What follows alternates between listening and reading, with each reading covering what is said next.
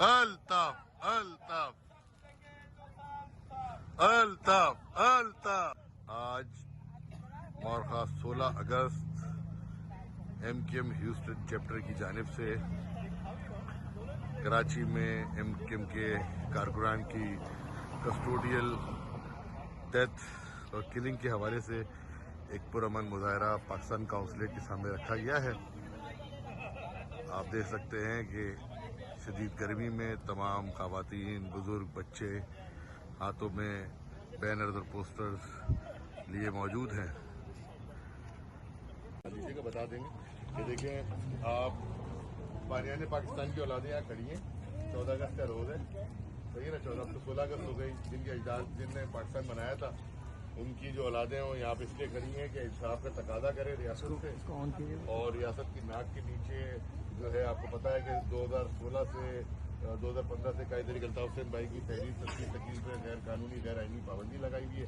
اس memorandum میں اس کا بھی ذکر ہے. اس کے علاوہ جو ہے اس کے علاوہ ایم کیو ایم کے بے تحاشا کارکنان جو ہیں وہ لاپتہ ہیں.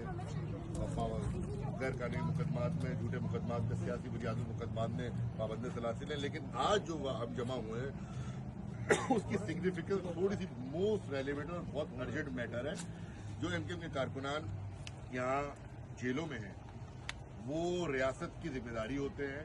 ان پہ 5-5، 8-10 سال سے مقدمات چل رہے ہیں. مقدمات کی پیروی نہیں ہو رہی، وہ تو ایک الگ معاملہ ہے. لیکن عدالتوں کے حکم کے باوجود کہ ان کو طبی امداد، طبی سہولیات دی جائے، جو سینٹرل جیل کراچی کا جو سپرنٹینڈنٹ ہے وہ، اور جو آئی جی جیل خانہ جات یا جو منسٹر ہے فار جیل خانہ جات اور سندھ حکومت وہ ان کو نہیں دیتی اور وہ بڑی ان کو سہولتیں نہیں دیتی.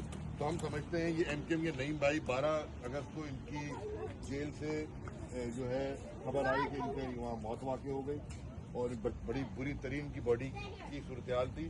تو یہ ہم نے ایک تو یہ میمورینڈم اس حوالے سے آپ کے گوشے گزار کرنا تھا. پھر اور میں اس کے اندر ایک میمورینڈم بھی اس میں گوشے گزار کرنا تھا.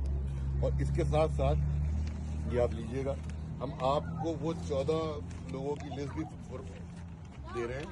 یہ وہ 14 لوگوں کی لسٹ ہے جن کو آج تک جیل میں تشدد کر کے مارا گیا. ریاست اس کی ذمہ دار ہے. ہم چاہتے ہیں اس کی تحقیقات اور انصاف فراہم. میرا امبیسڈر صاحب سے ایک سوال ہے، کیا عاقب بھائی ادھر آئیے، کیا اس بچی کو انصاف مل سکے گا؟ 14 اگست کے دن 12 اگست کو ان کے والد کو جبری تشدد کے تحت قتل کیا گیا. اس بچی کو انصاف کون دے گا؟ آپ ہمارا یہ پیغام کو ضرور پہنچائیے. بہت شکریہ آپ کا. بہت شکریہ.